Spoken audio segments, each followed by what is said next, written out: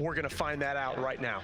Yeah, I think it's a lot of pressure on him, but a lot of pressure needs to be on him if they're going to win this game. Yeah, this is a very powerful dual lane. Okay, so now, yeah, Juggernaut, yep. Vampire's made his rotation down, which is what we expected, and this is where Gambit should just straight up win the tri-lane. Like, you can just spin on top of this Wyvern right here, get first blood, no problem. They're just going to be able to kill Handsken without it. First blood there. Fata probably going to get Burger's going to show itself. Who's he going to go for? Vampire. Wants to be able to bonk Fata on the head with a frost shield on top, and the disruption's going to go down. And mid, they actually do manage to get the kill on GPK. Going for the tower now. The frost shield comes down. Of course, our Void. Time Walk is pretty free at any point. They're just going to try and cut the creep wave. This is a rotation that just really does not look good for Gambit whatsoever. Shots. Oh, the bash comes out from Nikobaby. And they do have the Chronosphere if they want to be able to throw it out. Limmp tries to slow him down with the Plasma Field, and they do manage to get a mid-skewer with the Chronosphere, but immediately protected by the Frost Shield. Great positioning from FNG. Now the turnaround with the RP as well as the Omni Slash, but there in turn, Handsken saves him with the Cold Embrace, and Nikobaby has a time walk up. He's still going to be slowed down though, and Dream is still going to try and chase him with the Blade Fury and the burst damage to GPK. He is dead. Alliance failed to be able to save their carry and might just be shoved out of this top lane now with the rotation of the Queen of Pain. They gotta get out of here. Look at that. Vampire actually laying down a tree for him to be able to cross over to the other side of the lane. Option being used to cancel that TP.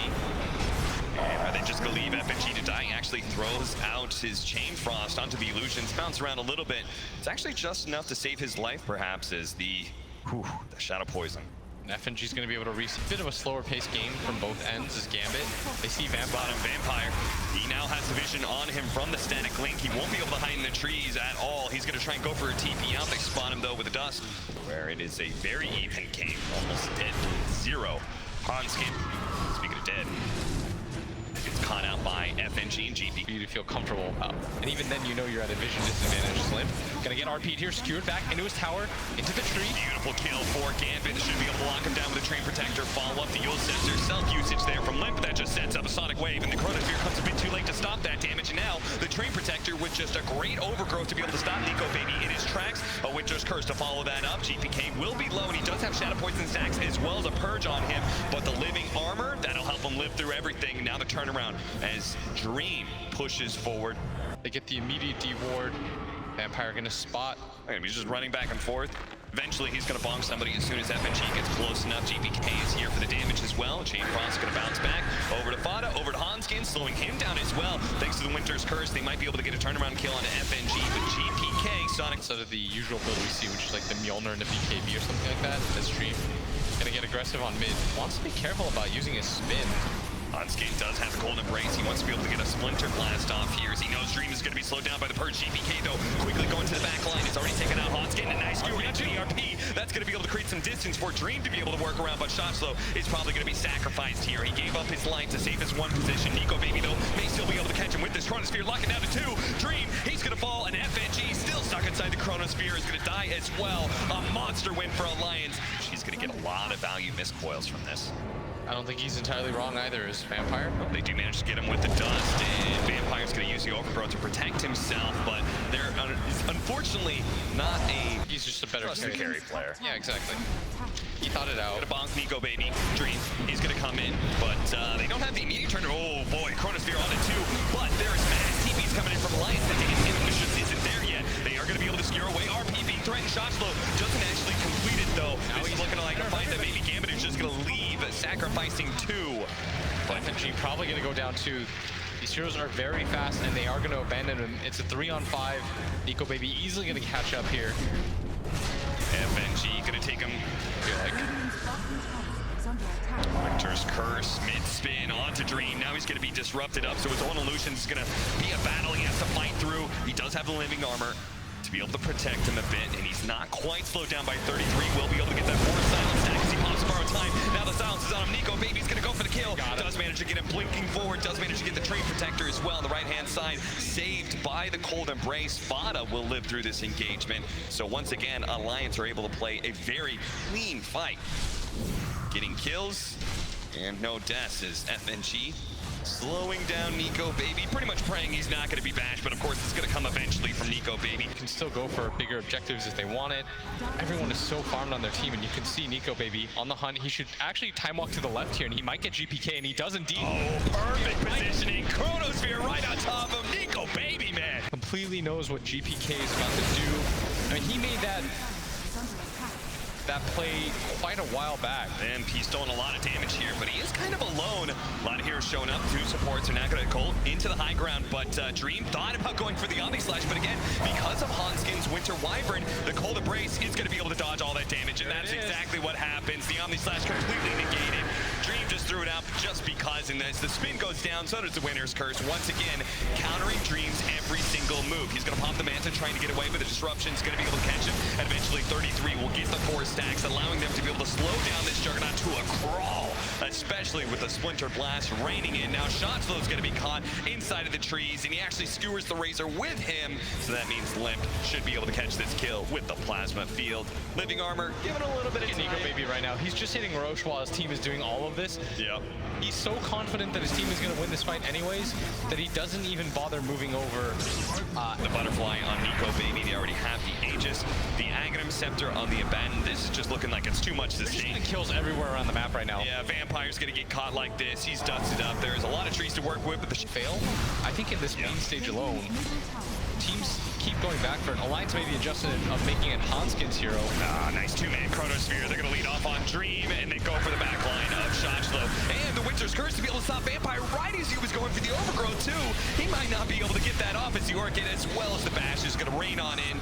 Superior control from Alliance. And indeed, they are dead, all dead, and Gambit struggling to be able to defend their base. When you hit tier 4 towers like that, by the way, that's the get out of my game move. With the Aphotic Shield, who can then in turn Cold Embrace somebody to be able to save a lot of damage there, or disruption from Fata, or what have you. Perched up, Dream has to start slowly making his way backwards. So you need to be able to poke at Nikobaby and just force away this Aegis without losing anybody. The Skewer in, the RP out, onto 3. The borrow time used too early there, but the Winter's Curse counter is going to be able to kill Vampire and stop any inflood of damage. And GPK, oh, he just gets locked out immediately by Nikobaby with that first hit bash. Now looking for another one onto FNG, whose Frost Shield is really annoying Nikobaby right now, but it's just slowing down the inevitable. We're gonna call it, as they are just going to run Gambit entirely out of this game. A second Chronosphere going down, and that's it. Gambit, they have been thoroughly trounced in 30 minutes, 8-28. Remember, it was 8-8. It was 8-8. They got 21 kills in a row on the side of Alliance with no response from Gambit. Literally 21 kills in a row. And it all starts in that mid-engagement.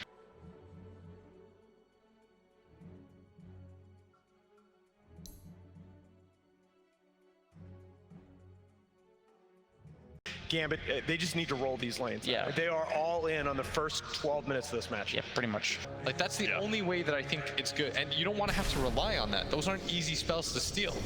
Maybe Roar is like okay because Beastmaster doesn't have like... Handsken gonna go for the skewer play to be able to pick and steal away the bounty rune away from Gambit. Meanwhile, bottom lane, they're gonna try and go for the kill onto FNG. Wins on both sides here for Alliance potentially, as FNG just cannot get away from that damn boar. They've got the top 3 CS, and I mean, I just like Beastmaster, and GPK actually does it. GPK, the bottom lane, they're going to be able to just run in with an Inkswell. Didn't even use the time walk just yet. FNG is going to be turnaround killed, though. 33 going to try and contest Dream here for his bounty rune, but Dream does manage to pick it up, and he's going to go for the other side of the river, but to realize he has to turn and fight with the Inkswell explosion onto 33. If they can get a bash here, they might be able to get the kill, but 33 kills off the Grimstroke before anything else. The time walk away from Dream. And 33 is going to pop a salve. Mid lane, Fata, LSA, but trying to get him again. GPK, he gets him again. Don't allow this Alp to just farm this with this cleave. Bash, Inkswell, that's going to be a lot of magic damage. Frost Shield, limiting the physical damage, but eventually he should be able to kill him. He himself actually buying a little bit of time. FNG is going to have to hit him with the nuke. Concerning thing is that the Alchemist is gone from that lane bottom. They're going to try and go for 33 here, the Inkswell explosion. does a good amount of work here, but just no stuns for Dream again. And now FNG being slowed down by both Frost Shield as well as the Boar. 33 may end up dying. Faces Void has to catch up to him, and finally the bash comes in. What you need to do is skip the wave. Yeah, and there is going to be the Chronosphere indeed. They are just going to try and kill 33's game as much as possible. Fata gonna run into FNG here, who is almost certainly dead. There's nothing they can do. Dream really should just get out. Yeah. That'd be the ideal situation at this point, because if you give up like 2 out of 4, now you're in a real rough position. That's why Handsken, he's again trying to go to the enemy side of the map to get a bounty rune, but this time around... and it's not even like Nikobaby really wants to fight in this position. Mass rotations, they're going to lead off with the LSA from Vampire. They will be able to get that kill. Meanwhile, the Primal Roar doesn't do a damn thing to GPK. Yeah, Nikobaby's just out. Handsken. Nikobaby says, my time is better spent farming, while my supports are chased around and eventually killed by GPK. That's such a good item for his Alk in this game. Yeah. It's not even like he needs, I don't even think the pipe is that. The RP on GPK activates kill. immediately. The Primal Roar stormed by Vampire, but there is going to be that Frost Shield now. The Primal Roar turned around on GPK, and the RP not quite being laid out until the Sleight of Fist is gone. He does have the Chronosphere though, and they just don't have the damage anymore. They're going to be able to lock down the 2 in the back line. GPK out of mana, has another Sleight of Fist, trying to dodge some damage. Purification comes out. He's going to be saved. Inkswell stun, actually stopping the skewer at the same time that GPK is run down. Now the Laguna Blade down to FNG as well. They turn around, the double Laguna Blade out from Vampire. Looks sick with a Fade Bolt, but it just wasn't enough damage to get either kill. And Dream, that 1 kill on Handsken atop. GPK gets run down. The last bit of magic damage is what's required to get that kill. Back into the game we go though. GPK gonna get his vengeance against Limmp, unless Fata can slow him down with a Sinister Gaze. He's still trying to get him with a Sleight of Fist, but Limmp, he does indeed limp away. But one more slight, the skewer back. That's gonna be the distance he needs. Handsken says, take me, not him. And they need to take some fights like right now if they can get anything done. Becoming a little bit too long of a stalemate. GPK is going to pull the trigger with the Inkswell and gets the stun onto 33. 1 pick off now. Dream thinking about going for more. He's getting for the Chronosphere on Nikobaby. Thanks to the ward that they had laid out to the triangle, just as you were talking about. They're going to try and threaten Nikobaby here with the Omni Knight, giving them extra bit of save with the running damage. Now the double Fade Bolt though comes in. Vampire gets the kill on Nikobaby and Gambit. And suddenly he's real strong. But as a result of him getting forced back into his own jungle, he might even just go down. Kill, they should be able to. Nikobaby, the RP coming out. No, he doesn't actually use it there because Nikobaby's already dead. Now they're going to be able to hit the Chronosphere on the right-hand side. Limmp is in trouble. GPK is going to jump in and make sure. The fact that the left one by the neutral camp is still alive is insane to me. Yeah, that's a little bit egregious, but they just haven't been given any window of time. Finally, Alliance will punish. Not getting the Yules after that time walk there. Actually, now. You know, I feel that. Be up in time, 5 seconds. Before Roshan falls, he does have the Blink Dagger. He can make a big splash here with 1 initiation. They do manage to find Limmp though. The silence laid out onto him. Now the Chronosphere with Nikobaby having the unstable concoction already popped. He's going to stun himself with the Inkswell to follow it up. It is just chain stun. Nikobaby's Sinister Gaze. Bite him a little bit more time with God of War, but it's not enough. The damage comes in. Now the Purification out onto Dream to keep him healthy as they just pick off Alliance one after another. 33 on Alliance. I feel like they rushed this game a little bit too much. Nikobaby taking so much damage from that Mjolnir already. Dream, oh, they do manage to hit that LSA, and now Dream's going to be able to maybe slow down somebody with Inkswell just out of range to be able to go for Limmp, so instead he catches 33, who does have a buyback. He's going to use it immediately. Dream, still man fighting against Nikobaby. He's got a Purification coming in. Nikobaby's not going to win this man fight, and it's still against an Aegis. That's why the Skewer comes in, trying to take the RP, but GPK jumps in the back lane, not quite enough to get the kill into Nikobaby. GPK instead tries to go for Limmp, but he's going to Yule stop. LSA, dodge with the Sleight of Fist, while Dream does manage to finish off Fata. Go back to the buildings, reset for GPK. Like, look how far down the next Alliance hero is. It's Limmp, barely has anything in the corner. They They walk a into 2-man Chronosphere. That's going to be 33 almost dead immediately. And now Nikobaby in trouble. He does have the Frost Shield. They'll slow down some of the damage, but it's just not looking like it. They have so much magic damage on top of that. Vampire stolen Chain Frost. Bounces around a little bit, but they actually see Handsken from the cliff area that they were at. He throws out the stolen Chain Frost from Excess Vampire to finish the kill. Vampire's so good. He's so good. Stolen Lina, stun into that. Limmp is gonna pop the Yules. Let's just make it a full team line here as GPK shows up to collect Limp's life. Another Sleight of Fist.